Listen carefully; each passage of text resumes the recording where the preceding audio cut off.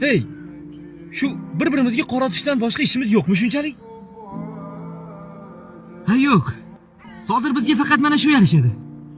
Nimaga desang, bir-birimizni go'shtimizni yeyish yoqsa kerak-da. Unda kel bugundan bir-birimizga qoratishni to'xtatamiz. Nima deding? Ha. Ana buni qara.